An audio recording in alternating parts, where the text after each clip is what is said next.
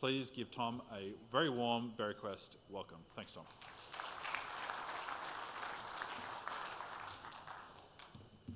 Thanks very much. Because this is one of the last sessions of the day and everyone's tired, I'm going to be asking you guys to talk to each other and answer some questions, but answer it to each other. So if you're sitting by yourself, you might want to get up and just move so you're closer to someone that you can have a quick chat to. All right. So today I'm going to talk to you about, break down what it is that we get out of weather, seasonal and climate signals and understand how they work. We're going to go into the weather forecasts, we're going to go into seasonal forecasts, and we're going to go into how climate fits with all of that. So why do we trust the science? Taking that as read, we're moving on from that. Climate change is real, it's caused by humans burning fossil fuels. I've got a whole nother presentation on that if you need it. We'll talk about that another time. So breaking down the signal. Let's see if this has a pointer that works. There we go, cool. And just so I know, 'cause I prefer to walk around. Can you guys at the back still hear me? Does this work? Yeah? Yeah, that might work pretty well. It's late in the day. Alright. Okay, so breaking down the signal, this is going to be helpful for a mic. When I talk like this, I'm not going to give you a So, thank you very much. Yep, okay.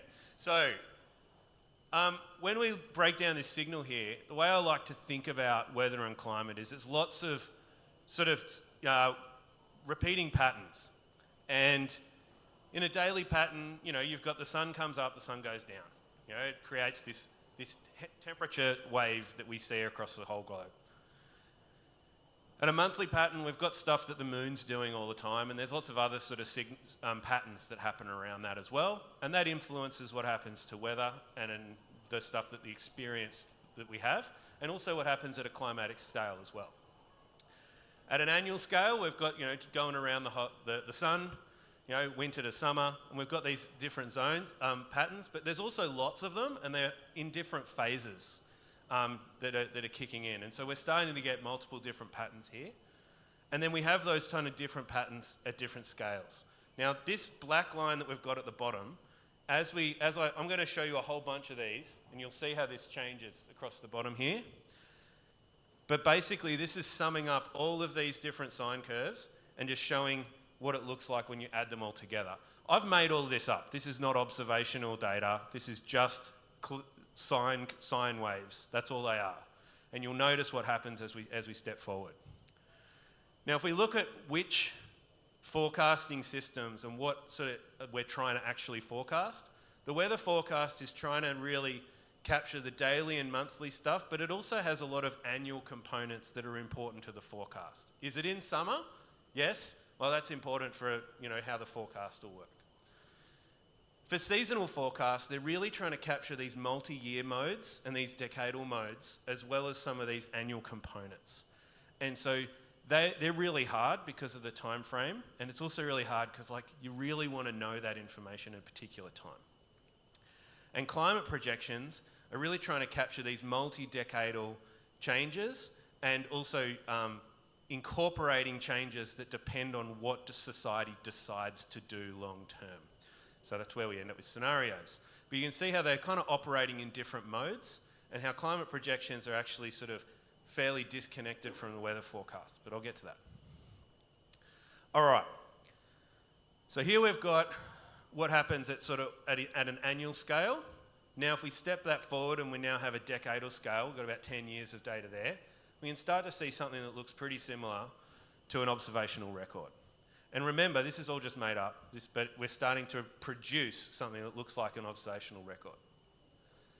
When we get to really long scales of 50 years, we can start to see climate change is starting to impact everything, and we can see these sort of broader multi-decadal patterns, and they're starting to influence this long-term record. And again, it looks really similar to what we actually see in the observations that are collected by anyone that's got a long-term record. Not just the Bureau, everybody. And lastly, if we go to really long time frames, 100 years this one is, we can see that actually the climate change signal is the most dominant signal of everything that's there. And that's important to understand. So as we get further and further into the future and climate change has more and more impact on the planet, what we're going to see is that the observational record becomes less and less relevant to what's going to happen into the future. And I, as a climate scientist, can actually give you a better estimate of what's going to happen in 100 years' time than the weather forecasters can, because of the types of drivers that are kicking in at that particular scale. All right, so let's go into each one of these elements. Weather forecasting. We have lots of observations stations around the world, and we use those observations to take a picture, a snapshot of how the current system, the weather and climate system, what it currently looks like right now. And we use that to initialize our models. Here's a picture of Tasmania. It's been, the topography's been exaggerated to make it look cooler. You've got a high elevation cloud layer, a low elevation cloud layer, and then surface. And this is actually showing 1 hourly time steps from 1960, on the 1st of January 1960 for a 2-week period. And this is sort of just showing sort of how these models work and how they look particularly real, and they are real. And these are exactly what creates the forecast that we see from the Bureau that comes out every day, and actually a couple of times a day. So we take these observations, that sets the starting point of where the model's going to begin. And then the model goes, right, I'm going to move forward now, and I'm going to try and push forward for 14 days to give everybody a forecast. Now, in climatology is basically saying that when we were on this date, this is all of the possible things that ever happened. So in the 20 years or the 100 years that we've got on my birthday is 13th of February. On the 13th of February, for the last 100 years, these are all of the temperatures that we saw in the climatology. And a weather forecast is only good if it gives us a smaller plausibility space for that particular forecast than the climatology. That's how they assess whether a forecast is doing any good. And they do a really, really good job. The weather forecasts are absolutely amazing. You might not think so because of where you live, and you might have a lot of stuff where it gets it wrong, but man, do they do a good job of understanding this stuff. It's incredible. But it's important to understand it has to be better than climatology for the weather forecast to be any good. Now, I like to pause here, and this is where I'm going to get you guys to do a bit of work. I don't need to hear the answers, but if anyone wants to scream them out, you can do that instead of just talking nicely with your colleagues. But what decisions in your world are influenced by the weather forecast? My wife gets dressed based on what the Bureau is saying, so we like, the what to wear forecast would be excellent for the Bureau to provide for us. They do it in New Zealand. It's really good. But yeah, just have 2 minutes to have a little chat with your colleagues about things that matter to you in a weather forecast context.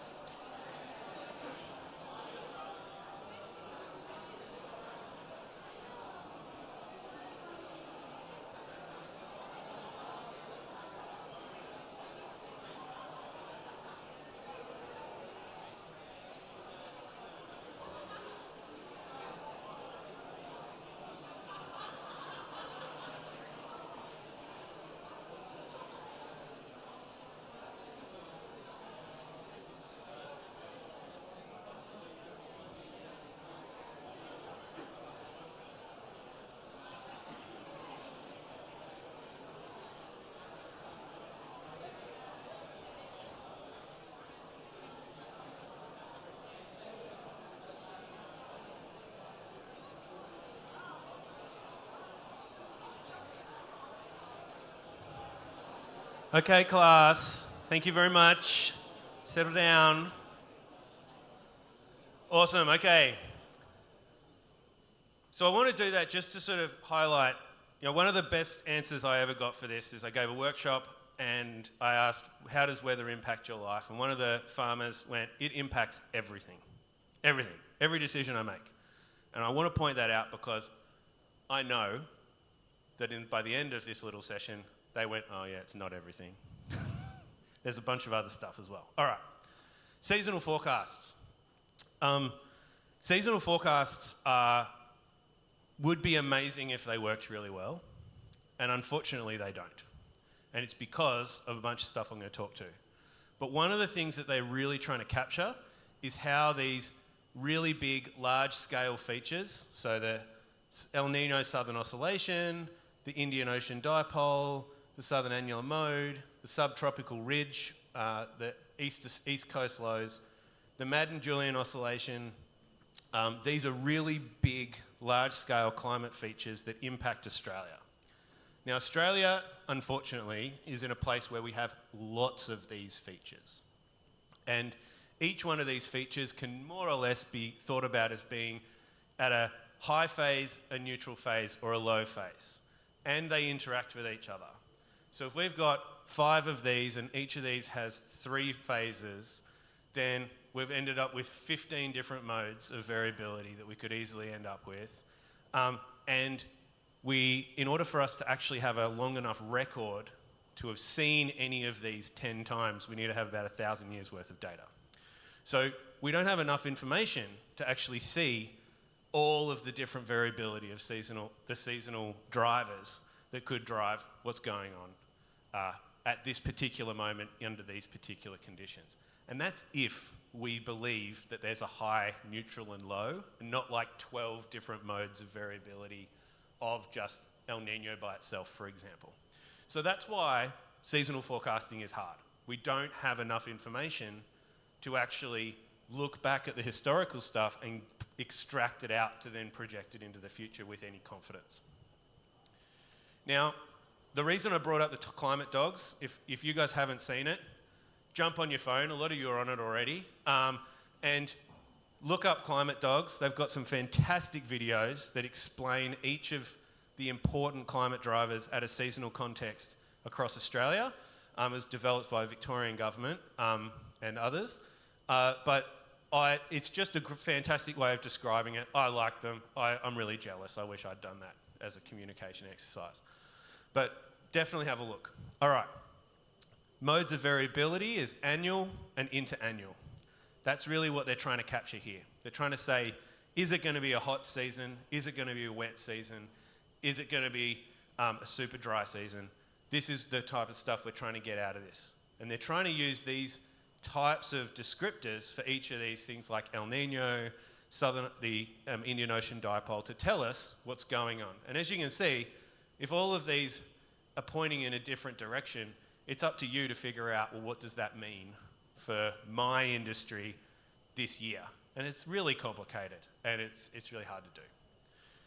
Seasonal forecasts also use observations. They have a starting point that says we're going to run the forecast from today, we're going to run forward, and we're going to try and get better than climatology. Most of the time they don't. The models are really, really good at, oh yeah, it's the next one. And can I go back easily? I can go back. All right, good. So the models are really, really good at being in average.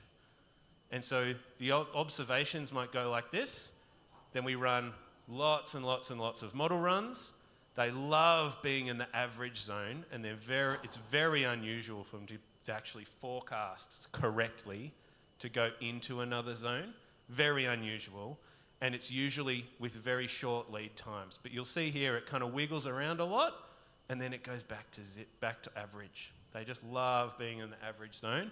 So the seasonal forecasting models aren't that useful because of that reason. Okay, and anyone who works for the Bureau will hate me saying this, but it's just where the science is at the moment. The biggest reason for that in Australia is this predictability barrier. There is a highly chaotic period in the Southern Hemisphere, which is May, June, July. And that means that you just can't forecast past May, June, July until the atmosphere has gone through it and kind of settled. And we know that it'll settle by October. Sometimes it settles earlier. And once that happens, you go, oh, we've got this kind of system. That means we know what's going to happen now. Unfortunately, most people in Australia need to do a lot of the purchasing of their pesticides and other things in April. And we cannot provide the information because of this predictability barrier. So that's one of the other really big problems with seasonal forecasting and using it to try and inform your decisions. We don't have a lot of confidence and we can't give it to you at the time when it's most useful to most people in Australia, most agriculturalists. Oops. Very difficult to know when it's going to settle, but it's often by October, in which case you can probably tell me what the climate's going to be like for that season, because you've lived through most of it already. And it is possible once we actually have these sort of set things that kick in. Seasonal forecasting, it's really, really hard, and that's what I wanted to show you here. Look at what all these different models are doing. There's not a lot of consistency there. There's not a lot of agreement, and it's really hard to get it right. They're really, really good at if we were down here and we ran the model, what it would do is it would basically tell us that we're going to come back to average, which is what the climate does. It's what the atmosphere does. If it's been pushed to a really high or a really low point, it loves coming back to average.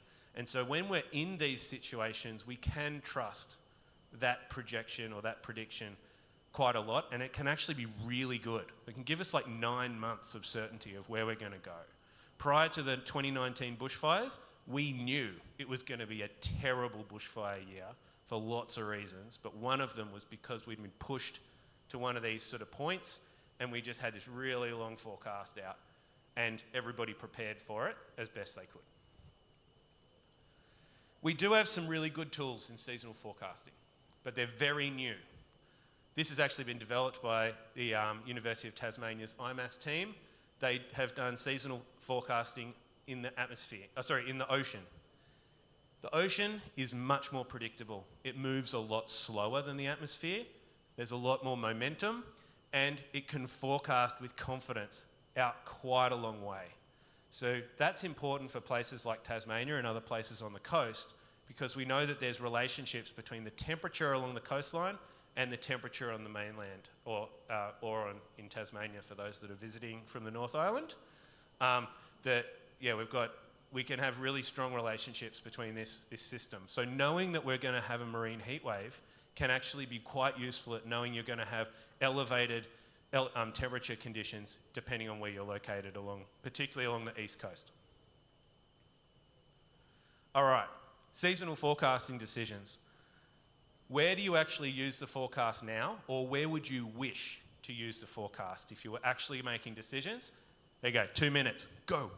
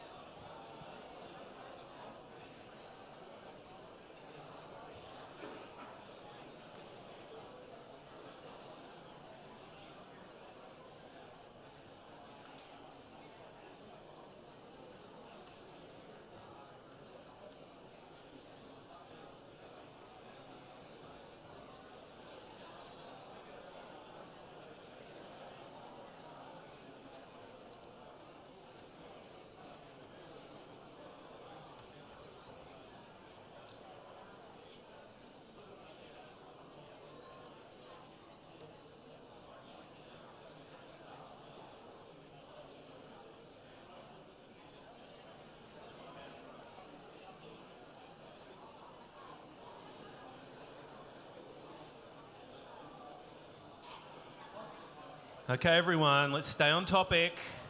All right, seasonal forecast was what we were asked to talk about. All right. Okay, moving on to future climate. Climate projections, this is what I do. We use the same model, but we just run it in a really different way. We don't use any observations from the climate models that we use for long-term projections. We want it to be an alternative world. And so it's sort of like the world that we've got today, but it's on a slightly different orbit, like, just like same orbit, but maybe on the other side of the time of like two planets rotating around the sun on the same orbit, but at slightly different times. That's the way I like to think about how future climate projections work. And we can do lots and lots and lots of them. Climate projections are really trying to look for these long-term signals and the big long drivers, so like climate change drivers and how they change over long periods of time. We run thousands of model runs, lots and lots of model runs, and we do that because we want to test lots of different elements. We want to change the concentration of ozone in the atmosphere. We want to change the distribution of ozone in the atmosphere. We want to change the carbon dioxide concentrations. We want to change the number of volcanoes that go off. Maybe we want half the number of volcanoes. Maybe we want 100 times more the volcanoes. When you've got these types of models, you can switch off the sun and see how long it takes for the residual temperature of the Earth to sort of dissipate, and we just turn into a ball of ice. That's what these models are designed to test. Things you can't observe. We can see that we've got the observational record here. All the models basically have exactly the same pathway until about 2030. Then they start to diverge, but statistically they're not actually different to each other until after 2050. What does that mean? The most important thing for everybody in this room to understand is that it means that we are absolutely locked in to a certain amount of climate change and we cannot avoid it. And all the models tell us, even the best case ones that are now currently completely unachievable, which is the blue line from this particular work, we're completely locked into a certain amount of change. We're currently tracking the red line, which is pretty scary, but we can still achieve in the middle. What do we use climate for? And what do I do? I try and figure out if it can actually successfully emulate climate, and the observational record, and you can see it does a pretty good job, these particular ones here. That's the black line is the observational record, and all of the other grey lines is all of these different models run under the same conditions as what we had in the observational record. Same carbon dioxide concentrations in the atmosphere, all that kind of stuff. We can use the climatic information to decide on, snow cover over the alpine regions, or how many hours, sort of chill hours you're going to have, and whether you can make snow. I've used it for analysing how emergency services can respond and how many challenges they're going to have. This one here was designed to test fruit fly outbreaks in Tasmania, and when's the landscape going to be enough for fruit fly to just live here once it arrives instead of getting killed by the cold over the summer. There's bushfire impact here, and we can see these sort of shifts. This is the way I think about climate and climate-related work. It's all about these big shifts to things that we kind of take as being our normal cycle. The normal cycle completely changes.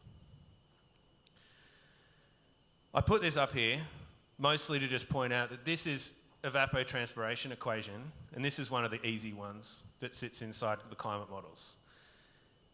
There's really, really complex modelling and physics that's incorporated into these models. It's absolutely incredible that these models actually reflect anything that looks like reality. There are so many places we could get it wrong, and the models do an incredible job. And that's all this is really just trying to highlight, is the complexity that sits inside these models. So this is the observational record for the day of the year, and this one is temperature.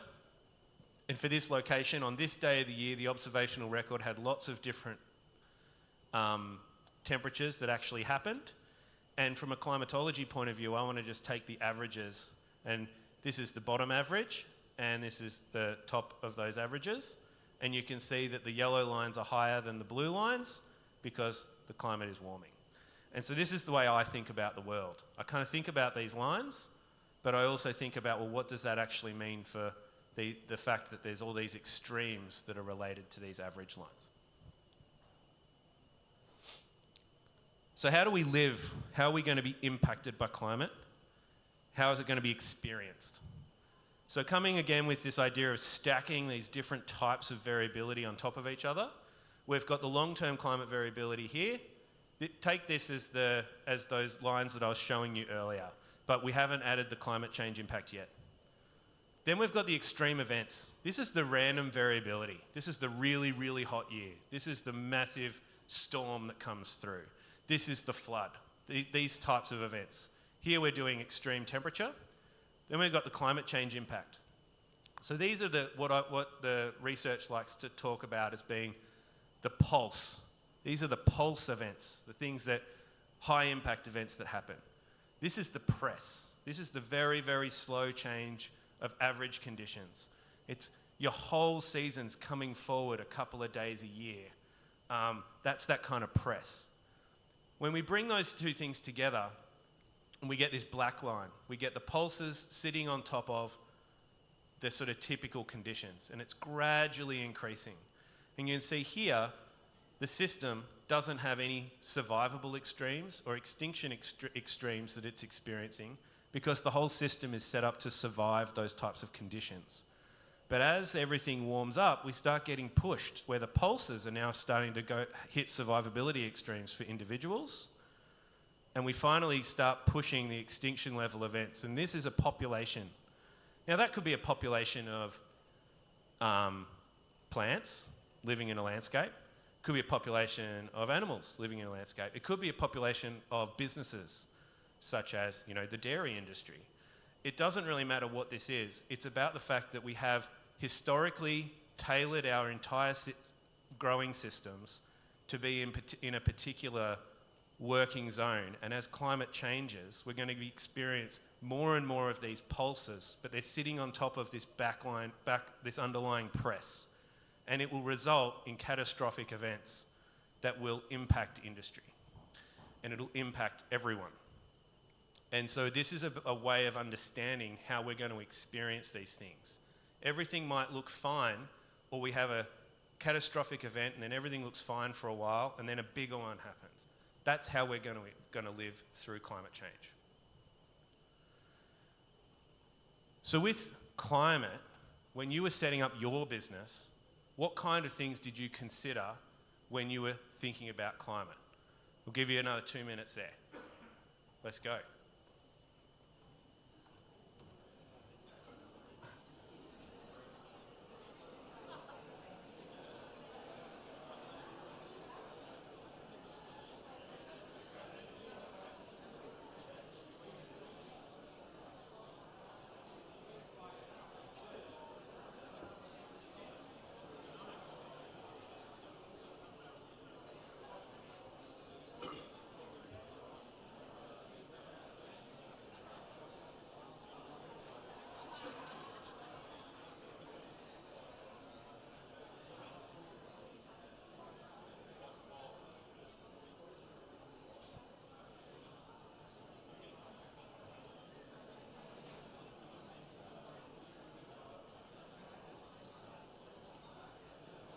$20 seconds, 30 seconds. So, how much? I've got like a minute, 2 minutes left. Yeah. Okay.